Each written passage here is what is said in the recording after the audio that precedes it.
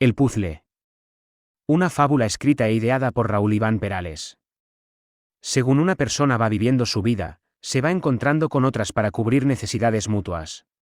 Pueden ser de ámbito sentimental, de amistad, laboral, para compartir hobbies, pero casi siempre encontramos una mínima conexión que nos permite estar unidos a los demás. En nuestra fábula de hoy hablaremos de una unión un tanto particular, de las que no se suelen decir a la gente que tienes al lado. Pero vamos a empezar nuestra historia por donde se debe, por el principio. Carlos era un chico de 25 años de edad, que 2 años atrás había sufrido un fuerte accidente de tráfico, con el cual perdió el brazo y pierna del lado derecho. Tras el juicio, recibió una indemnización que le permitiría no preocuparse por el dinero en lo que le restase de vida. Siempre fue bien parecido, un chico alto, de ojos verdes intensos, y una seguridad en sí mismo abrumadora. También resultó ser un genio de la informática. El dinero que recibió le permitió patentar y comercializar varias aplicaciones para móviles, y algún que otro videojuego, creaciones suyas que hicieron que su fortuna creciera de una manera exponencial. Todo eso le permitió mudarse a una casa muchísimo más grande, y totalmente domotizada. Así consiguió más autonomía y seguridad en sí mismo. Pero en el apartado donde nunca más volvió a ser el mismo fue en el social, y en el íntimo no digamos. Dimitió definitivamente. Su actual aspecto le causaba pánico social, y poco a poco se fue alejando de su círculo de amigos, y encerrándose en su trabajo y ordenador. Carlos vivía solo en su gran casa, únicamente tenía con él al personal que le atendía 24 horas al día. Una noche, no sabiendo muy bien por qué decidió hacer lo que nunca había pensado. Quería saber cómo le iría chateando con chicas solo con su intelecto, así que se puso delante del ordenador y comenzó con ello. Nada podía fallar, Internet le daba el anonimato, y le despojaba del cascarón que repudiaba. Empezó algo tímido, no quería presionar demasiado, ni parecer desesperado. Él mismo habiendo pasado pocos minutos en aquel chat se había violentado. Decidió ser consecuente y sincero consigo mismo, e ir a por lo que de verdad quería. Llamó a una casa de profesionales, explicando la problemática que tenía. Después de hacerlo la respuesta siempre era la misma, no. Si Carlos hubiera mencionado en algún momento de la conversación el poder adquisitivo del cual disponía, seguramente las respuestas habrían sido en otro sentido, pero no quería estar siempre solucionando sus problemas con dinero. En ese sentido quería asemejarse lo más posible a la gente de a pie. Así pues, decidió probar con trabajadoras particulares, y después de hacer varias llamadas, hubo una tal Marta que le dijo que no tendría ningún inconveniente en ofrecerle el servicio. Carlos podría haber citado a Marta en otro sitio que no fuera su casa, pero se había acostumbrado tanto a los acondicionamientos de su hogar, que sin ellos se veía como un pez fuera del agua.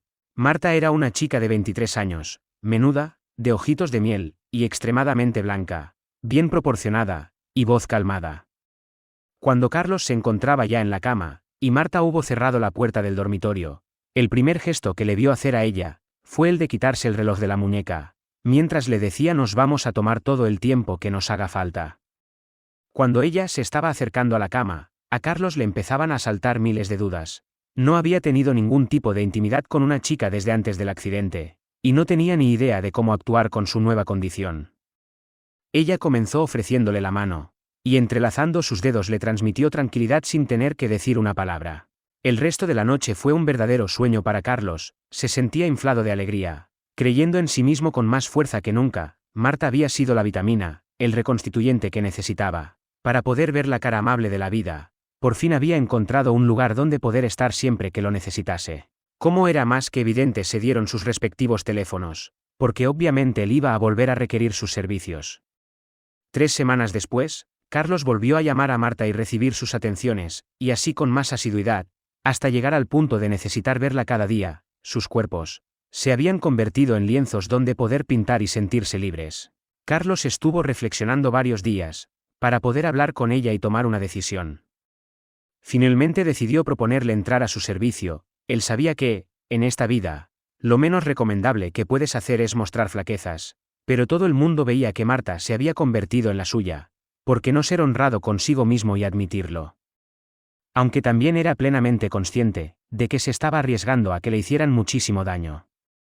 Echando la mirada hacia atrás, él ya había bajado a los infiernos por algo que ni siquiera había sido culpa suya, Si tenía que volver a hacerlo por intentar ser feliz lo haría sin dudarlo.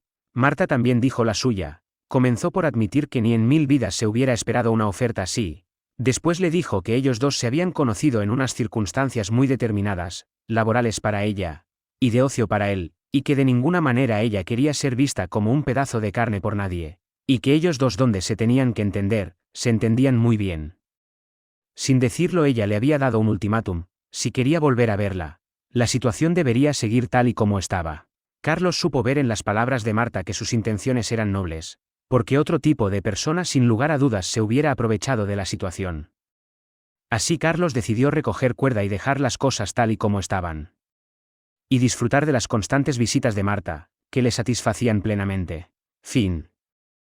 Si os ha gustado mi fábula decídmelo en vuestros comentarios en el canal, compartir este vídeo, y ya sabéis, si todavía no os habéis unido a esta aventura suscribíos es gratis, lo pasaremos bien.